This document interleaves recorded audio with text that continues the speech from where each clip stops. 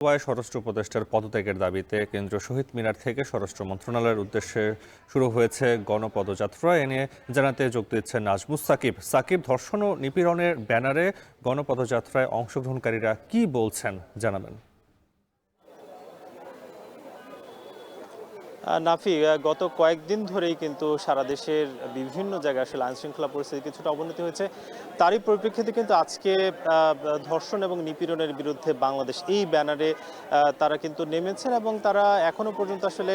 শহীদ মিনারে কিন্তু অবস্থান করছেন এবং বলা হচ্ছে যে শহীদ মিনারে তারা আজকে ছোট করে একটা সংক্ষিপ্ত সমাবেশ শেষেই কিন্তু তারা স্বরাষ্ট্র মন্ত্রণালয় অভিমুখে তারা কিন্তু পদযাত্রা করবেন এবং তাদের যেটা দাবি, তারা যেটা বলছেন যে দেশের বিভিন্ন জায়গায় যেহেতু ধর্ষণের ঘটনা ঘটেছে, তার কোনো বিচার এখনো পর্যন্ত করা হয়নি এবং অবিরত যেই ছিনতাই সহ নানা ধরনের কর্মকাণ্ড চলছে, সেগুলোর বিরুদ্ধে আইনশৃঙ্খলা বাহিনীর যে অবস্থান সেটা একেবারে নড়বড়ে বলে তারা দাবি করছেন। এবং তারই পরিপ্রেক্ষিতে কিন্তু আজকে বামদের বেশ কিছু সংগঠন এই ব্যানারে তারা দাঁড়িয়েছে এবং তাদের আসলে দাবি যে যিনি স্বরাষ্ট্র উপদেষ্টা রয়েছেন, স্বরাষ্ট্র উপদেষ্টার পদত্যাগের দাবি নিয়ে তারা কিন্তু কিছুক্ষণ পরই এই পদযাত্রাটি শুরু করবেন। এবং এখান থেকে যেটা দাবি জানানো হয়েছে যে এই যে সারা দেশে আসলে আইন শৃঙ্খলার অবনতি সেটা যাতে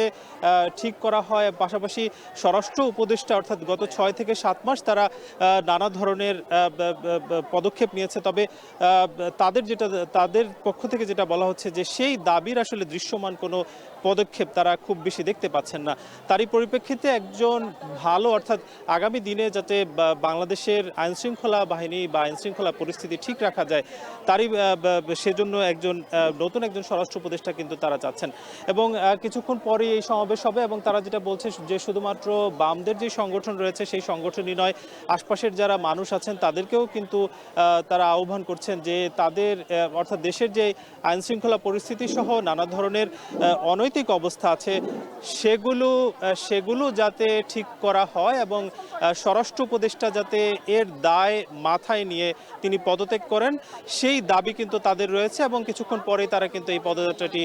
শুরু করবেন। এবং একটু জানিয়ে রাখতে চাই যে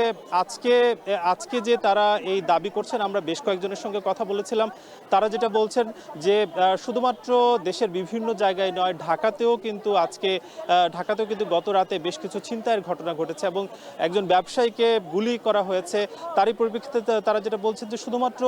দিনের ঢাকায় নয়, রাতের ঢাকার নিরাপত্তাও কিন্তু তারা নিশ্চিত করার জন্য বলছেন। এবং কিছুদিন আগে কিন্তু ইডেন মহিলা কলেজ সহ বেশ কিছু বিশ্ববিদ্যালয় বা কলেজের শিক্ষার্থীরাও কিন্তু রাস্তায় নেমেছেন এবং গতকালকে রাতেও কিন্তু ঢাকা বিশ্ববিদ্যালয়ে স্বরাষ্ট্র উপদেষ্টার পদত্যাগের দাবিতে বিক্ষোভ হয়েছে এবং তারই সুরে কিন্তু এখানে যারা উপস্থিত হয়েছেন তারই পরিপ্রেক্ষিতে কিন্তু তারা যেটা জানাচ্ছেন যে এই যে স্বরাষ্ট্র উপদেষ্টার যিনি আইনশৃঙ্খলা বাহিনীর যে অবনতি সেটা যাতে আগামী দিনে না থাকে,